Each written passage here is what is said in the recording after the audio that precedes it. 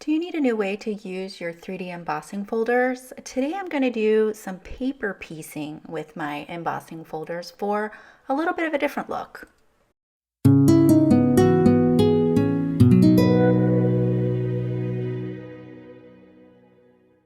Welcome to another Color Connection with Amber video where I use the color palette from the Altenew Inspiration Challenge to inspire my projects. So I have the Monstera leaves and banana leaves 3D embossing folders here, and I wanted to come up with a different way to use them that goes above and beyond just ink blending or even watercoloring on them. I'm going to start with the banana leaves 3D embossing folder, and I have a piece of Savoy letterpress paper here. So when I'm using a 3D embossing folder like this, sometimes I find that Neenah Classic Crest can crack a little bit. You can either mist it with a little bit of water so it's more pliable, or you could use a letterpress type of paper because it's meant to be pressed, right? That just kind of makes sense to me. I usually have fantastic results when I use that type of paper, so I highly recommend it. Here you can slightly see that the two leaves in the back of this pattern are slightly discolored. That's because I've put a coat of glue on top of these. Now, you can try to use the Altenew glue pen. I found because it has a fine tip point, it took a little too long to fill these broad areas. So either use, I would say, a liquid glue or just a super thin layer of glue there. Here I'm just placing the embossed paper back into the folder, and it kind of snaps into place because the 3D embossing is pretty deep, has pretty deep grooves, and I'll run this through the die cut machine again. So basically what we have here is this book paper is stuck to the leaves that have glue on top of them. So I'm just going to gently peel back the paper on the leaves that I know don't have any glue. I'm going to go slowly because I want to make sure that the leaves that do have glue, that it does stick really well to those. If your glue has dried for too long, it might not stick as well as you have liked, but what helps is when you run this through the die cutting machine, it's going to press it down onto that glue really well, and you'll get better adhesion that way.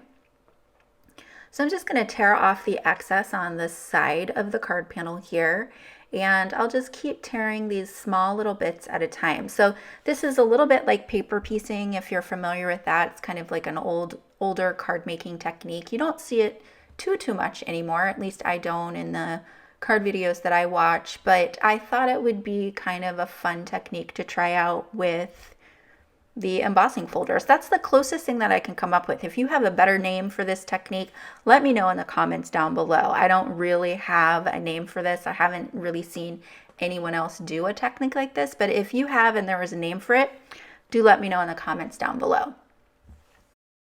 I'm totally loving the tropical vibe that Altenew has going on with their latest stamps and embossing folders, and it reminds me of vintage travel posters, and that's the vibe that I was going for with this technique. I had these old book pages lying on my desk, and so I grabbed them and felt inspired by that. Now, note to self, this particular technique leaves the book pages kind of open and more visible. Like you can read more of the text than what I normally can when I incorporate book pages into my project. So normally I use them for like gel press techniques, and the text is usually covered with a lot of paint and that kind of stuff. We are going to cover this with ink, but with some ink smushing, but it's not going to completely cover the text. So what that means is you should probably read your book pages before you glue them to your card. Like you will see in the close-up photos that measles is on there. There's a couple words that I wouldn't necessarily want on my cards, but I wasn't going to start over. So just make sure you're reading your book page before you glue it down. I'm going to do some ink smushing with Fresh Leaf and Persian Blue Crisp Dye ink, and I'm just going to spray this with some clean clear water. What you could also do is ink smush with some of the metallic ink sprays as well. A green or a blue one would work great for this, or if you didn't have both colors, you could ink smush with the ink pad, and then instead of spraying it with water, spray it with one of the metallic ink sprays. So that's another option for you. So I'm just gonna smush this right into there, and I wanna make sure that I get color not only on the white leaves, but also on the leaves with the book paper or book pages on it. And I do also like to leave a lot of white space. That's pretty easy to do since, again, the 3D embossing folders raise up the paper really quite nicely, so you can leave a lot of great white space in the back of the card. So I'm just going to keep smushing until I'm happy with the amount of coverage that I have here. Ink smushing is one of those techniques that I sometimes forget about. You know, I get caught up with watercolor, but this is such an easy technique to do, which makes it perfect for quick cards and great for beginners. I went ahead and repeated that same process with the Monstera Leaves 3D folder, and here's another example without any book paper.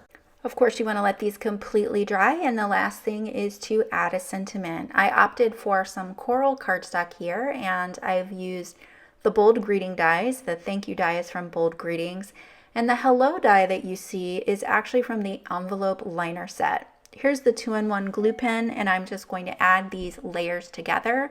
So I've cut 3 to 4 layers of each of these so I can stack it up and get some good dimension. I wanted to make sure that the sentiments had good dimension since there's so much dimension from the 3D embossing. And I believe I did 3 layers of the coral cardstock, but I added a couple layers of white Neenah Classic Crest underneath that just to give it a little bit of a highlight when you turn the card. Here's some close-ups of the finished cards, and I hope that you guys enjoyed these projects today. Let me know what you think in the comments down below, and I'll see you real soon with more inspiration.